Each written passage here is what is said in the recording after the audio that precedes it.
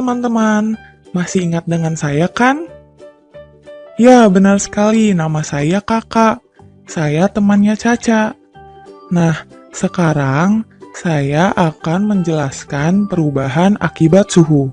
Menurut kalian, apa yang terjadi pada benda jika suhunya berubah? Salah satu perubahan yang terjadi pada benda adalah ukuran benda itu berubah.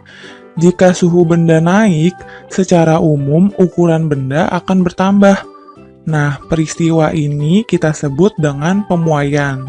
Terdapat beberapa jenis pemuaian. Yang pertama adalah pemuaian zat padat. Zat padat dapat mengalami pemuaian. Gejala ini memang sulit untuk diamati secara langsung, tetapi seringkali kamu dapat melihat pengaruhnya. Misalnya, saat kamu menuangkan air panas ke dalam gelas, tiba-tiba gelas itu retak. Retaknya gelas ini karena terjadinya pemuaian yang tidak merata pada gelas tersebut. Pada umumnya, benda atau zat padat akan memuai atau mengembang jika dipanaskan dan menyusut jika didinginkan.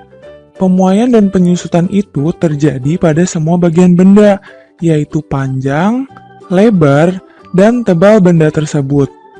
Nah, oleh karena itu, para perancang bangunan, jembatan, juga jalan raya harus memperhatikan sifat pemuaian dan penyusutan pada bahan karena perubahan suhu. Jembatan pada umumnya dibuat dari besi baja yang saling disambungkan satu dengan lainnya.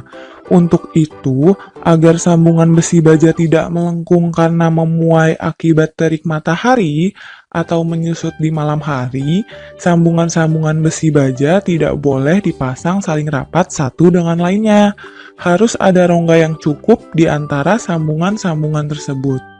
Nah, prinsip dari jembatan juga sama dengan rel kereta api, karena rel kereta api juga dapat melengkung akibat pemuaian. Oke teman-teman, kakak kasih tahu lagi contoh yang lainnya ya. Kalian pernah melihat kan kabel yang dipasang di tiang listrik di pinggir jalan? Kabel tersebut tidak pernah dipasang secara tegang karena ketika terik matahari, kabel tersebut akan memuai. Seperti gambar berikut. Ketika malam hari, kabel tersebut akan menyusut. Jadi, itulah alasannya kenapa kabel listrik tidak pernah dipasang secara tegang atau lurus. Karena yang ditakutkan adalah ketika malam hari, kabel tersebut akan semakin menyusut dan dapat mengakibatkan putus. Begitu teman-teman.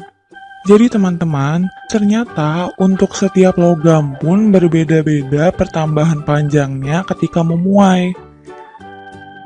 Besaran yang menentukan pemuaian panjang zat padat adalah koefisien muai panjang. Sebagai contoh, jika muai panjang kaca 9 kali 10 pangkat min 6 per derajat Celcius, berarti jika 1 meter kaca suhunya bertambah 1 derajat Celcius, maka panjangnya akan bertambah menjadi 0,000009 meter atau 9 dikali 10 pangkat min 6 meter. Berikut adalah tabel koefisien muai panjang bahan.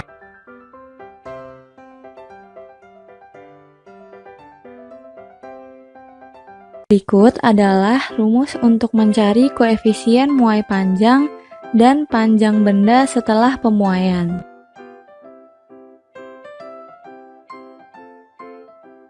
Berikut adalah pemuaian luas pada zat padat.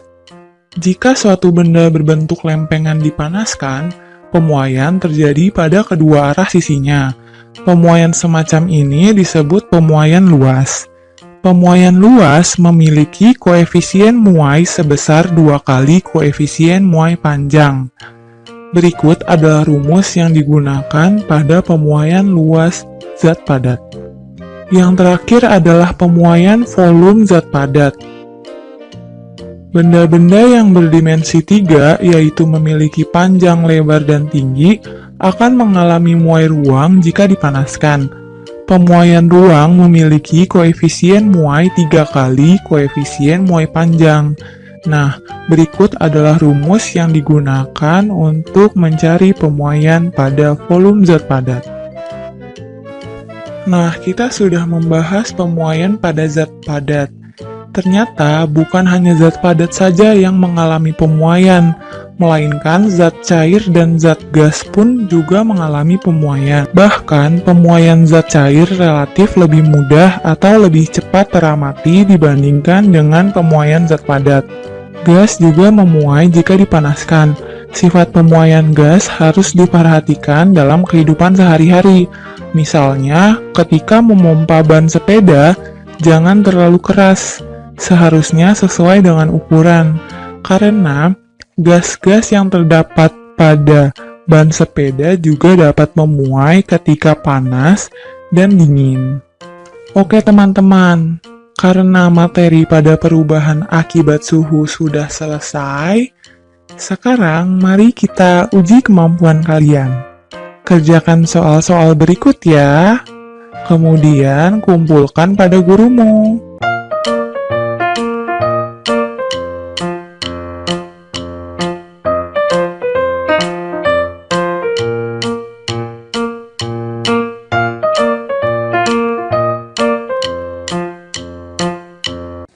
Wah, tidak terasa ya materinya sudah habis. Bagaimana teman-teman? Belajar sungguh mengasyikan kan? Semoga materi yang sudah kita pelajari bersama-sama ini dapat bermanfaat untuk kita semua. Kalau begitu, saya Caca. Dan saya Kakak.